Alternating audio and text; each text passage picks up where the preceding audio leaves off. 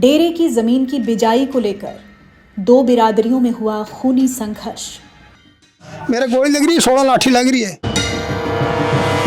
हर रोज कुछ ना कुछ किसी का दिक्कत होती, किसी का पेट हाथ कटका, किसी का कुछ कटका।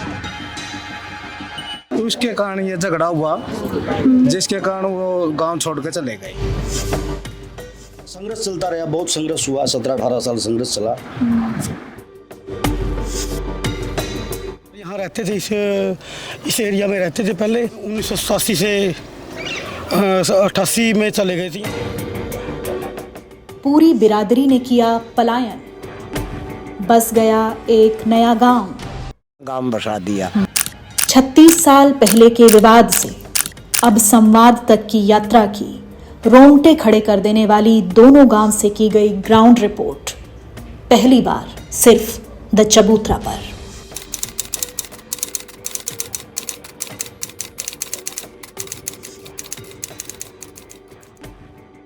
द चबूतरा कुछ अलग से, कुछ नया और कुछ खास सोचने और करने के लिए बना एक मीडिया मंच है। हमने आपको उन अनछुए, अनकहे या यूं कहिए कहे गए मुद्दों या घटनाओं को भी वर्तमान परिदृश्य और संदर्भों में अवगत कराने का बीड़ा उठाया है, जिनका नई पीढ़ी के लिए जानना जरूरी है। द चबूतरा विशेष की इस श्रृंखला की पहली कड़ी में लगभग 36 साल पहले हरियाणा के जिला कैथल के गांव गुणा में हुए एक दुर्भाग्यपूर्ण विवाद की पृष्ठभूमि, प्रभाव और परिणामों के साथ साथ वर्तमान तक की यात्रा को जानने की कोशिश करेंगे।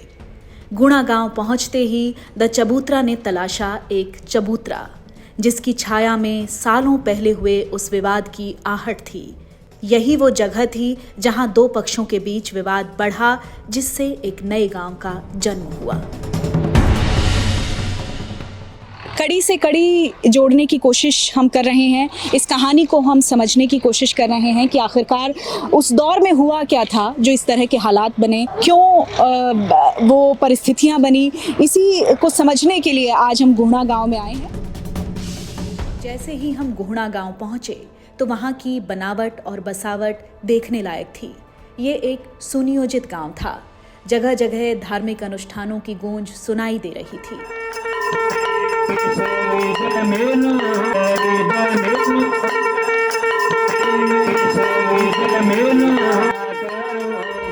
हमने गुहना की गलियों में घूमकर वहां के स्थानीय लोगों से इस विवाद की पृष्ठभूमि को समझने की कोशिश की तो एक कॉमन बात निकलकर सामने आई। सुनिए वहां के लोगों ने इस विवाद का क्या कारण बताया। न्यालगिरी बाबा न्यालगिरी ने हमारा गांव बसाया था। उस पे 252 एकड़ जमीन है, अब भी है।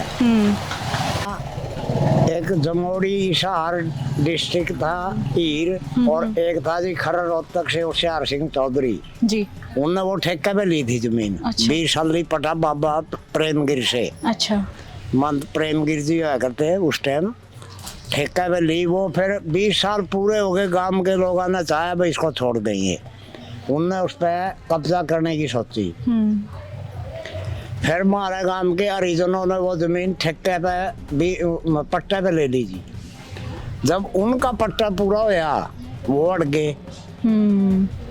एक होशियार वो आ गया, बल्ला था डिबड़ा से, वो था थोड़ा दूसरी प्रवृत्ति का, मलंग टाइप सा। इस गांव के 2 गांव और बसे हुए हैं, एक हरिपुरा और एक दिनोवाड़ी जी। तीनों गांव इकट्ठे हो गए, फिर वो जमीन छुटवाई थी। उस टाइम देवीलाल जी की सरकार थी, कृपाराम पुनिया मंत्री करते सरकार में। उनने फिर हरिजनों को वहाँ देवीगढ़ पुनिया, देवीगढ़ देवीलाल के नाम से पुनिया, कृपाराम पुनिया के नाम से वहाँ देवीगढ़ पुनिया गांव बसा दिया। वो वहाँ चले गए। ये जमीन मंजी पाएगी, अब इस पर कोई विवाद नहीं। आज इतने सालों बाद भी एक बिरादरी का यहाँ ना होना, आप कैसे देखते हो उसको? आपको लगता नहीं कि अब तो उन लोगों को यहाँ आके बस जाना चाहिए? बसते नहीं जी, अब वो कह रही हमारी तो मौज होगी। वाली जमीन थी, अब उसकी क्या हालत है? बाबा बोलता है जी उसको। अच्छा। मानते हैं हमारे यहाँ महंत श्री तोतागिरी जी। अच्छा। वो 252 किले की खुद खेती करता है। अच्छा। सारी शेरी शादी रखता है। हाँ। 300 गौवे हैं। अच्छा। 50-60 भैंस है उसके पास। 5-4 ट्रैक्टर हैं, 15-20 सीरी पाड़ी रखे। यहाँ के लोगों से बातचीत में हमने समझा कि ये विवाद बेशक 1988 में हुआ था, लेकिन इस विवाद की पृष्ठभूमि वर्षों पहले आरंभ हो गई थी, या यूं कहिए आज़ादी से भी पहले। हालांकि विवाद की पृष्ठभूमि को लेकर अभी भी दोनों पक्षों में थोड़ा मतभेद है, लेकिन कॉमन तथ्य ये है कि विवाद गांव गुणा के प्रसिद्ध और श्रद्धेय धर्मस्थल बाबा निहालगिरी के डेरे की जमीन से जुड़ा था। बाबा निहालगिरी की जमीन को गांव गुणा के चमार बिरादरी के लोग 1968 से पट्टे पर बो रहे थे। इस जमीन को वापस लेने के नाम पर 1988 में गांव के एक पक्ष और गांव की चमार बिरादरी के बीच विवाद हुआ। वहां के स्थानीय लोगों के सहयोग से हम पहुंचे उस जगह तक जहां कभी 100 से ज्यादा परिवारों की एक भरी पूरी बस्ती होती थी। आज वो जगह किस हालत में है, इसके बारे में हमने जानकारी जुटाने की कोशिश की। हम पहुंचे हैं गुणा गांव की उस जगह पर जहां पर बस्तियां थी, जहां से लोग देवीगढ़ पुनिया गए हैं। यही वो जगह है, करीब 4 एकड़ ज़मीन है। और अब इस जगह की कंडीशन क्या है, ये किस हालत में है, वो हम आपको थोड़ा समझाने की कोशिश करेंगे। ये मेरे ठीक पीछे आप देखिए, ये क्योंकि अब इसको सरकारी ज़मीन का दर्जा मिल गया है, तो ये अभी सरकारी ज़मीन हो चुकी है। और सरकारी ज़मीन के बाद अब यहाँ कुछ डेवलपमेंट के काम हुए हैं। ये देखिए जो सहकारी समिति है उसके द्वारा यहाँ पर बिक्री केंद्र बनाया गया है। इसके आगे आप इफ्को नैनो यूरिया का जो केंद्र है वो देख सकते हैं। और उसके सामने जो आप देख रहे हैं वो स्कूल, जिसे चमारों वाला स्कूल कहते थे, ये स्कूल बंद हो गया। जो एक कंक्रीट होता है किसी भी जगह का, वो बहुत सारे इतिहास का गवाह होता है। और ये जो ज़मीनें हैं ये भी उसी इतिहास का गवाह हैं कि यहाँ पर भरे पूरे परिवार होते थे, 132 घर होते थे। जोगिंदर जी, ये पूरा जो इलाका है अब यहाँ पर कुछ ही डेवलपमेंट का काम हुआ है, उसके बाद तो फिर ये इलाका बंजर ही पड़ा है। हाँ, पहले तो बंजर था जी, उसके बाद ही सारा तैयार हुआ है। इसमें एक बूस्टर लगा पानी का, और उससे पहले एक 2008 में पानी की टंकी बनी हुई है। उसका भी पानी बिल्कुल खराब हो गया, वो बंद कर दिया है। हाँ। उसके बाद कुछ दिन स्कूल का निर्माण हुआ है। लड़कियों स्कूल चला जी 5-7 साल। अच्छा। उसके बाद फिर नर्सरी आई है। और फिर उसके बाद ये सोसाइटी आई है। ये स्कूल कितने दिन चला? ये चला जी करीब 6 साल 6 साल तक हाँ, चला। जी। अच्छा, और ये भी बड़ी गजब की बात थी कि इसको चमारों वाला स्कूल कहते थे, लेकिन चमारों का एक भी बच्चा स्कूल नहीं। यहाँ के रोम रोम में वो कहानियाँ बसी हुई हैं उन परिवारों की, जो उस हालात में यहाँ से विस्थापित होकर देवीगढ़ पुनिया गए। और आप जहाँ तक नज़र आपकी जाएगी, आप इस इलाके में भी वो चीज़ महसूस कर पाएंगे, वो कनेक्ट महसूस कर पाएंगे। विस्थापित परिवारों के इन घरों के अलावा कुछ प्लॉट भी थे। वहां भी गुणा के स्थानीय निवासी जोगिंदर हमें लेकर गए। 1987 से 88 में चले गए थे यहाँ से चमार। और ये जमीन सारी ये चमारों की है। यहाँ पंजाबे की जमीन है इस जगह पर। और ये यहाँ क्या होता था? ये हरिजना की चौपाल थी। इसमें BSNL एक्सचेंज बनी हुई है। अच्छा। और इसके पास ये है गुरु रविदास का मंदिर है। यहाँ ये इकलौता मंदिर है। इकलौता मंदिर है। यहाँ एक हरिजनों से एक वो लाडू चमार रहता है यहाँ। अच्छा, वो पूजा करते हैं। वो यहाँ पूजा पाठ करता है। प्लॉट के ठीक सामने ये रविदास मंदिर है, जहां पूरे गांव में चमार बिरादरी के इकलौते पुजारी लड्डू पुजारी रहते हैं। कई सालों से इस मंदिर की देखरेख करते हैं। इस गांव में लड्डू पुजारी ही चमार बिरादरी के इकलौते शख्स हैं। इनका पूरा परिवार विस्थापित होकर नए गांव में बस गया। बस ये पुजारी यहाँ रहते हैं। आपको लड्डू पुजारी जी के नाम से जानते हैं? लड्डू पुजारी जी। अच्छा। आपका जन्म कहाँ हुआ था? जन्म यहाँ पर इसी जगह पर हुआ था पुजारी जी? हाँ, अच्छा। यहाँ पर। अभी यहाँ रहता है, केवल आप ही रहते हैं? देवगढ़ पुनिया परिवार वहाँ रहता है? आप यहाँ रहते हो अकेले? तो परिवार आता फिर मिलने जुलने? ईद का आए थे बस। तो ये अपने मंदिर की मान्यता क्या है? ये कब बसा था, इसके बारे में थोड़ा है? इसके बारे में तो नुआनी इसमें कोई 25 साल हो गए। 25 साल? 24 साल तो आपको ही हो गए यहाँ? 30 साल हो गए। 30 साल के 30-35 साल हो गई सब मंदिर को। हाँ। अच्छा, आपके मन में कैसे आया कि भाई आपको पूजा अर्चना बाबा की करनी है? मेरी आसे वासी होगी। मैं हाथ पाँव जुट के थे।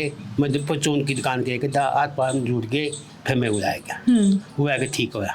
अच्छा, तो अभी अपने देवीगढ़ पुनिया से कितने लोग आते बहुत हैं? दुनिया सारे बहुत लोग आते हैं। सारे आवे, बहुत लोग। बंदा का पूरा। अच्छा। हाँ, पूरा बंदा का। अच्छा, यहाँ आते हैं तो अपनी क्या बातचीत होती है आपस में, पुरानी भी? हाँ, सब की बात है, ये सारा गाँव बनना है। उम्र कितनी हो गई होगी अब? मेरी होगी 72 साल को है। 72 साल के हो गए हैं। गुहना गांव के लोगों में इन पुजारी के प्रति एक अलग स्नेह था। वो दोनों बिरादरियों के बीच लड्डू पुजारी को एक महत्वपूर्ण कड़ी की तरह देख रहे थे। समय की धारा के बीच कुछ यादें स्थिर रहती हैं, जैसे कि ये जाल का पेड़ जो गुहना में रविदास मंदिर और विस्थापित बिरादरी के प्लॉट के बीच खड़ा था, जिस पर आज भी पील नाम का फल लगता है। जो हम देखते हुए बहुत पुरानी है, हम छोटे छोटे हुए करते स्कूलों में जाए करते जब से है ये। और इसके अब आप स्कूल जाते थे और आपके जो पोते हैं, बच्चे हैं, वो स्कूल जा रहे हैं? स्कूल जाने लग गए हैं, अभी आज भी बराबर है, ऐसे ही है ये। यहाँ के लोगों में हमने महसूस किया कि कुछ लोगों ने इस विवाद पर बहुत खुलकर बात की, तो कुछ लोगों ने ज्यादा बोलने से मना कर दिया। पर जितने भी लोगों से हमने बात की, उनके भीतर विस्थापित बिरादरी के लिए आज भी स्नेह और लगाव दिखाई दिया। दशहरे पर इस गांव में एक बड़ा मेला लगता है, जिसमें विस्थापित बिरादरी के लोग भी परिवार सहित आते हैं। दुश्मनी कितनी कम हुई है अब? हो गई पूरी? दुश्मनी तो बहुत खत्म है जी, दुश्मनी तो खत्म है अब कोई विवाद नहीं है आप लोगों के बीच? वो नहीं है, हाँ, सब शांति है, भाईचारा। हमें काम है अच्छी तो वो प्रेम पे बोल रहे हैं, इज्जत कर रहे हैं, बहुत बढ़िया, ठीक है। और अब हम पहुंच गए हैं इस विवाद की छाया में बसे नए गांव देवीगढ़ पुनिया। शायद हरियाणा ही नहीं, देश में ही कुछ ऐसे गांव हों जहां 100% केवल एक ही जाति के लोग रहते हों, जहां पंचायत भी, पंच भी, स्कूल भी, धर्मस्थल भी एक ही जाति के लोगों के हों। आप ये देखिए, जैसे ही आप एंटर करेंगे, ये गौरव पट्ट है जिसमें गांव देवीगढ़ पुनिया की स्थापना सन 1990 में 88 में हमने बताया कि ये विवाद हुआ था वहाँ के लोगों के अनुसार। 1990 में हरियाणा के तत्कालीन मुख्यमंत्री चौधरी देवीलाल द्वारा की गई थी। उस समय 90 अनुसूचित जाति के परिवारों को गांव गुहना से लाकर इस गांव में बसाया गया था। गांव का नाम चौधरी देवीलाल और उनके सहयोगी मंत्री श्री कृपाराम पुनिया दोनों के नाम पर संयुक्त रूप से देवीगढ़ पुनिया रखा गया। गांव में अंबेडकर चबूतरा और रविदास मंदिर धार्मिक आस्था के प्रतीक हैं। गांव के लोगों का मुख्य कार्य कृषि और मजदूरी है। गांव की कुल आबादी 1260 है और गांव का क्षेत्रफल 130 एकड़ है। इसके बाद आप देखिए, इधर जब आप आएंगे तो ये वो ऑफिसर्स हैं, officers to whom credit goes for the creation of this village. ये एक बोर्ड यहाँ है, देखिए, इसमें भी वो तमाम कहानी, पूरी कहानी इस गांव की जो मैंने वहाँ भी बताई। इसमें गांव की बनावट, बसावट, कुल आबादी कितनी है, कितनी एकड़ में ये गांव बना हुआ है, ये देखिए।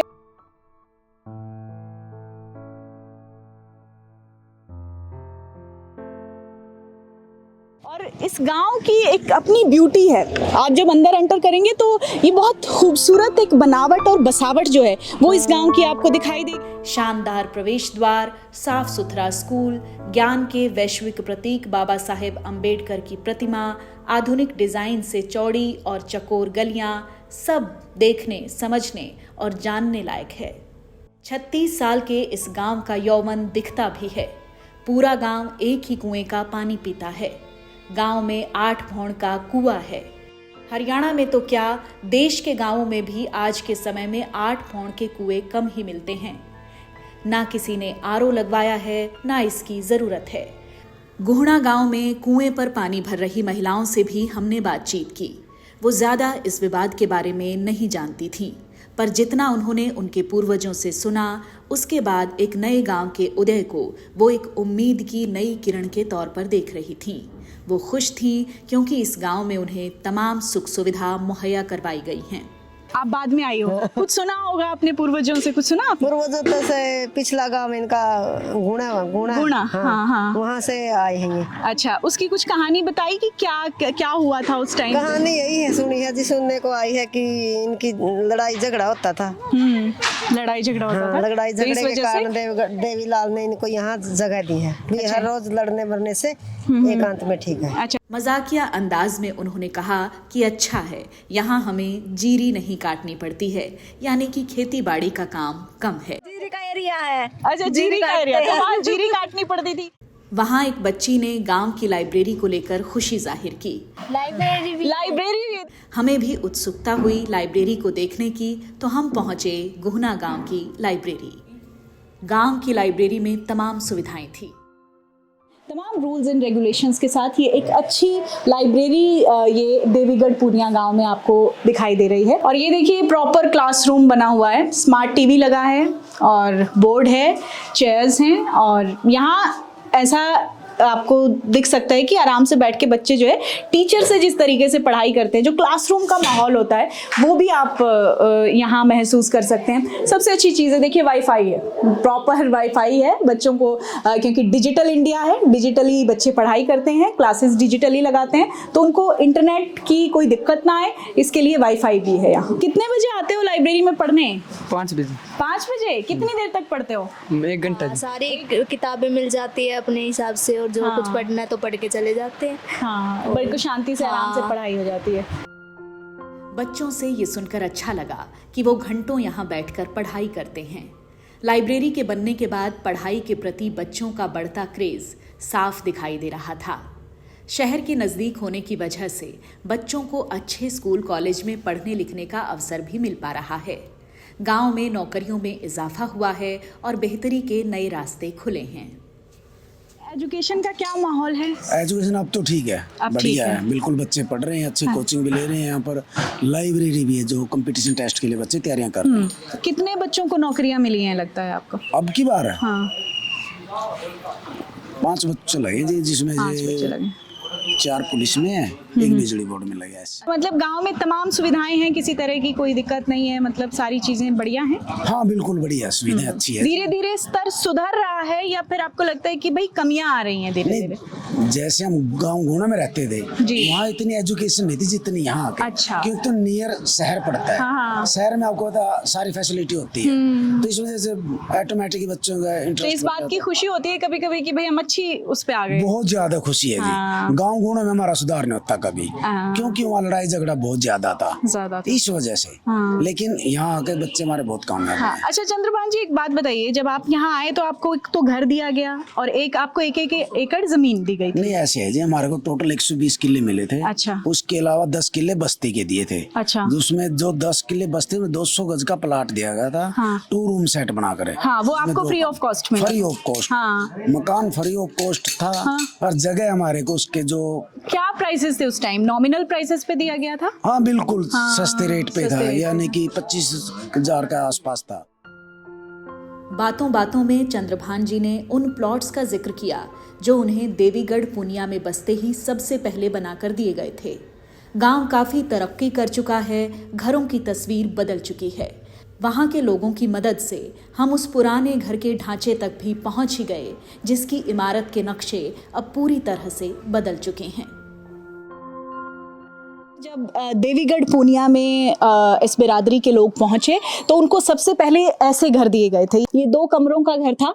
ये देखिए, एक कमरा ये है और एक कमरा ये है। ये पूरा उस गांव का, उस घर का नक्शा है जो देवीगढ़ पूनिया में सरकार की तरफ से अवेलेबल करवाया गया था जिस वक्त ये लोग गुहना से विस्थापित होकर यहाँ आए। ये देखिए अंदर। लेकिन अब तो चूंकि गांव में अब प्रोग्रेस हो चुकी है, प्रगति हो चुकी है, तो अब बड़ी बड़ी कोठियां हैं, अच्छे अच्छे घर बन गए हैं और यहाँ पर लोग जो हैं अपना एक गोडाउन की तरह इसको इस्तेमाल कर रहे हैं, क्योंकि अब बहुत कुछ बदल चुका है। अब पहले जैसा कुछ नहीं है, क्योंकि एक बड़ा एडवांस दौर इस गांव में देखा जा सकता है। उस 1988 से लेकर अब की अगर आप बात करेंगे तो अब काफ़ी कुछ बदला है और इन्हीं घरों के जो ये जो एक शुरुआती ढांचा जिसे कहा जा सकता है, एक शुरुआती नक्शा जिस पर एक बड़ी इमारत खड़ी हुई है।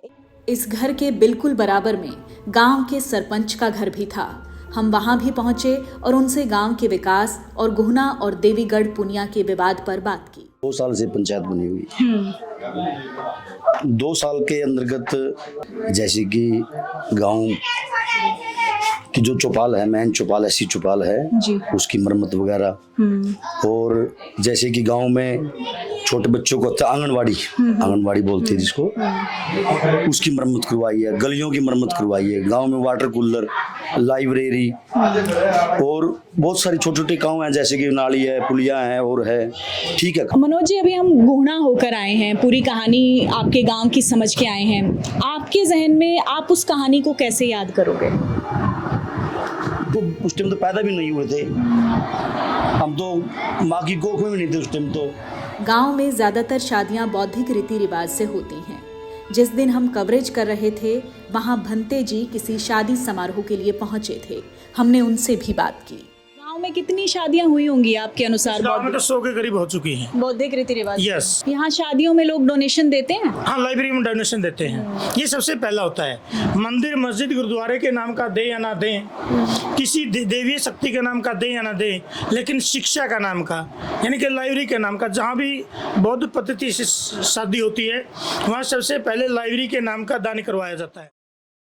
अमृता प्रीतम लिखती हैं, कहानी लिखने वाला बड़ा नहीं होता, बड़ा वो है जिसने कहानी अपने जिस्म पर झेली है।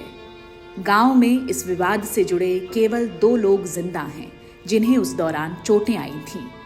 उनमें से एक गणेश से हमने बातचीत की। वो अपने पैरों पर लगी गोली के निशान दिखाते हुए भावुक हो उठे।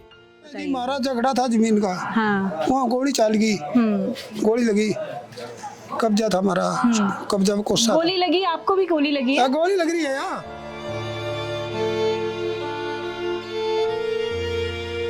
कितने लोग थे उस संघर्ष में? 18-19 लोग थे। मामा आई मारा गोली मार गए।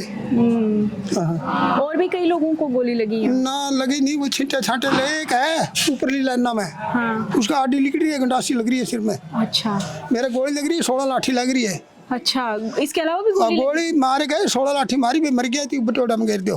अच्छा। हाँ, गुआरा में जड़ावे थे। हाँ। फिर हमारे जो कपड़े थे ना, जड़ा में बैठे थे हमारी जमीन में, वो फूक दिए उनकी सारे। हाँ। सारे जला दिए। फिर गांव में आ गया, चढ़ गए। हाँ। पता मच गया, नहीं मैं तो मर जाता। इस विवाद से जुड़े कुछ और तथ्यों को समझने के लिए हम पहुंचे मास्टर कृष्ण के घर। उनके पास कुछ जरूरी दस्तावेज थे। उन्होंने बताया कि उनके पूर्वज भी इस संघर्ष में शामिल रहे हैं। उन्होंने उस समय की कुछ तस्वीरें दिखाई और साथ ही अखबारों की कुछ कतरन भी। सबसे पहले तो मैं आपका दा चबूतरा चैनल का, आप हमारे गांव की जो ये कड़ियाँ खंगालने के लिए लगे हुए हो, इसके लिए आपका दिल से साधुवाद करते हैं, धन्यवाद करते हैं। तो जो ये तस्वीरें संभाल के रखी है, ये मेरे फादर साहब ने हमें नेगेटिव दिए थे। नेगेटिव की मैंने यहाँ स्टूडियो से बनवाई है ये, और उस दिन की ही संभाल के रखी हुई है। अच्छा, इन तस्वीरों में कहीं आपके फादर भी हैं? जरा समझाइए, थोड़ा सा इन तस्वीरों को समझाइए, किस दौरान की तस्वीरें हैं ये देखिए। इसमें मेरे फादर है, मेरे और भी जो हमारे परिवार के पूरे गांव के हैं, दादाजी है, चाचा जी हैं, और वो बैठे भी हैं यहाँ पर, मौजूद भी हैं, और कुछ जो है उनका परिनिर्वाण हो गया। मानव का अब तक का इतिहास कभी काली शाह रात दिखता है, तो कभी पूर्णिमा की धवल चांदनी की शीतल चादर, कभी प्रेम, सद्भावना और भाईचारे के गीतों की श्रृंखला दिखती है, तो कभी नफरत, हिंसा और युद्धों का उन्माद। जैसे अमावस के 15 दिन बाद पूर्णिमा आ ही जाती है, ऐसे ही कभी कभी नफरत और हिंसा के घावों से भी आपसी प्रेम और मिलन के फूलों की कोंपलें भी निकलने लग जाती हैं। यादें जुड़ी हमारी तो वहाँ से, बिल्कुल वहाँ जाते रहते हैं। आते हैं जी। हाँ। और सारी जगह को देख कर जाते हैं, पूजा पाठ भी करते हैं, और दशहरे वाला दिन आते हैं यहाँ। जाते हैं हम। हाँ, दशहरे पे जाते हैं। दशहरे पे जाते हैं, वहाँ पूरा गांव जाता है। वहाँ चाय पानी पी के हमारे गांव में अच्छा, आप सब लोगों से सारा दिन मजे लेके जब जाते हैं। अगर आपको हमारी निष्पक्ष पत्रकारिता पसंद आई तो हमारे प्लेटफॉर्म को लाइक करें, कमेंट कर अपनी प्रतिक्रिया हम तक जरूर पहुंचाएं और सब्सक्राइब कर हमारा हौसला बढ़ाएं।